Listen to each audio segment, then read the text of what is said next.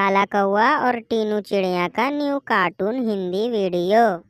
दूर किसी जंगल में टीनू चिड़िया नाम करके एक पक्षी रहा करती थी। उसका घोंसला एक पेड़ के पास था। टीनू चिड़िया अपने घोंसले में बैठी हुई थी, तभी अपने आप कुछ बोलती है। इस ठंडी के मौसम में दाना भी नहीं मिलता जल्दी। हाँ, याद आया कि आज मुझे बुलबुल मौसी ने बुलाया था। उसको एक अच्छे जगह पे मालूम है दाना कहाँ मिलता है। फिर टीनू चिड़िया उड़ते हुए सीधा बुलबुल मौसी के पास जा रही थी। बुलबुल मौसी एक पेड़ के पास बैठी हुई थी। बुलबुल मौसी, आपने मुझे बुलाया था, मैं आ गई हूँ। अब बताओ हमें कहाँ चलना है दाना लेने के लिए। टीनू चिड़िया, तुमने सही कहा, लेकिन धीरे बोलो। काला कौवा और गौरी कवि ने सुन लिया तो वो भी हमारे साथ जाएंगे और हमें वो दाना देंगे नहीं, सब छीन लेंगे। बुलबुल मौसी, आपने सही कहा। काला कौवा और गौरी कवि बहुत बुरे हैं। वो हमेशा दूसरों का दाना छीन लेते हैं। हमें उनको नहीं बताना चाहिए। अगर उनको हम बताएंगे तो साथ में जाने के बाद भी वो हमें दाना नहीं देंगे, हमें मार के छीन लेंगे। ऐसा बोलकर बुलबुल मौसी और टीनू चिड़िया उड़ते हुए चले जाते हैं। काला कौवा और गौरी कौवी अपने घर में बैठे बातें कर रहे थे।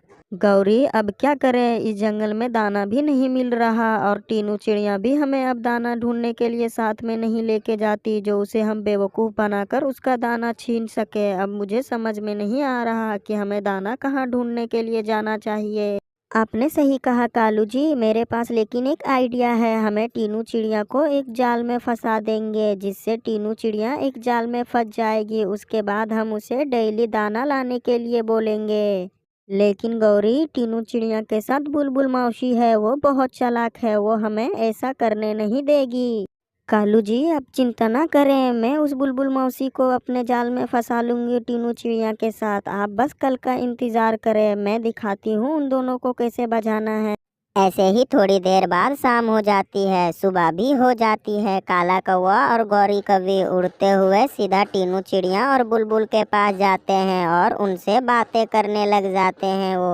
अरे टीनू चिड़िया, हम तुम्हें कब से ढूंढ रहे हैं और तुम यहाँ पर हो। हम तुम्हें दाना ढूंढने के लिए साथ में लेकर जा रहे थे। लेकिन कालू भैया, आप तो मुझे कभी भी दाना ढूंढने के लिए साथ में नहीं ढूंढते, लेकिन इस बार आप मुझे साथ में दाना ढूंढने के लिए लेके जा रहे हो। हाँ छोटी चिड़िया, हमें भी मालूम है कि इस जंगल में ज़्यादा दाना नहीं मिल रहा है इस बार। इसके वजह से हमें एक जगह पे मालूम है, तुम दोनों साथ में चलो। हम दोनों तुम्हें साथ में लेकर एक जगह दिखाएंगे जहाँ पर बहुत सारे दाने हैं। क्या इस जंगल में दाने भी मिल रहे हैं? हमें तो मालूम ही नहीं है अभी तक।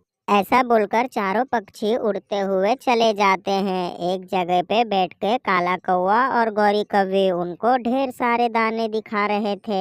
चिड़िया बहन, वो देखो वहाँ पर कितने सारे दाने रखे हुए हैं। हाँ छोटी चिड़िया, वहाँ देखो कितने सारे दाने रखे हुए हैं। जाओ और तुम दोनों ढेर सारे पेट भर के खा लो, हम तो खा कर आए हैं। टीनू चिड़िया और बुलबुल मौसी इतने दाने देखकर चौंक जाते हैं। तभी टीनू चिड़िया बोलती है, कालू भैया, आपने सही कहा, यहाँ तो ढेर सारे दाने पड़े हुए हैं। मैं तो थोड़ी देर बाद आई थी, लेकिन यहाँ कुछ भी दाना नहीं था। इतनी जल्दी यहाँ पर इतने सारे दाने कैसे आ गए?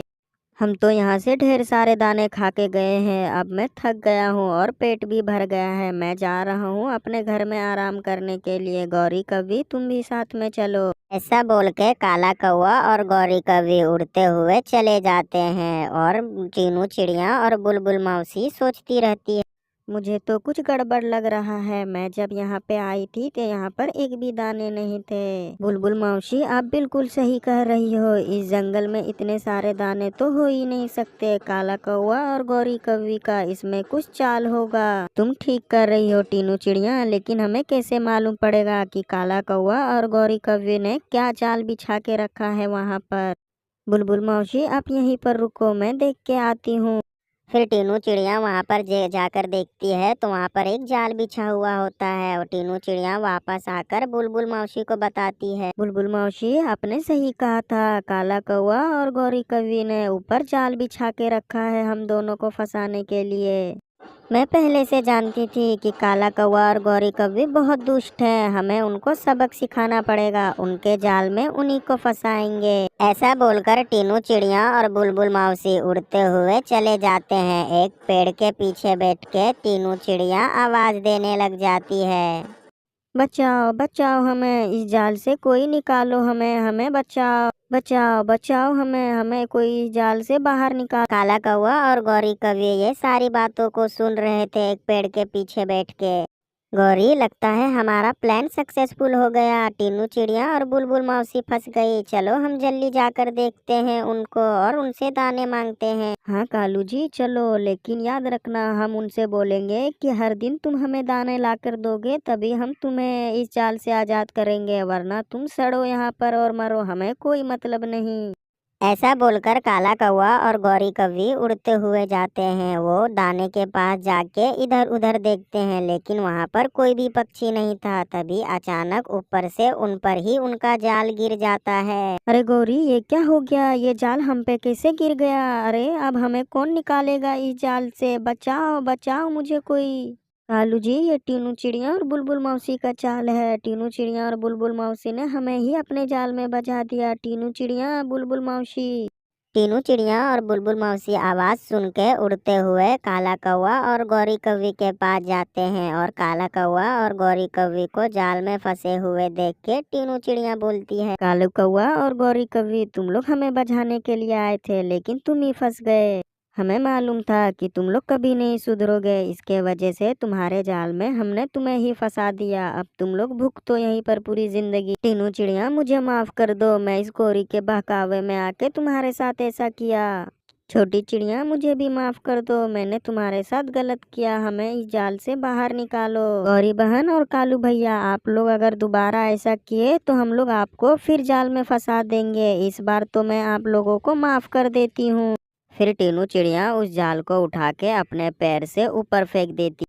मेरे प्यारे दोस्तों, आपको ये कहानी कैसी लगी? अगर अच्छी लगी तो लाइक शेयर सब्सक्राइब करें। आप लोगों का बहुत बहुत धन्यवाद।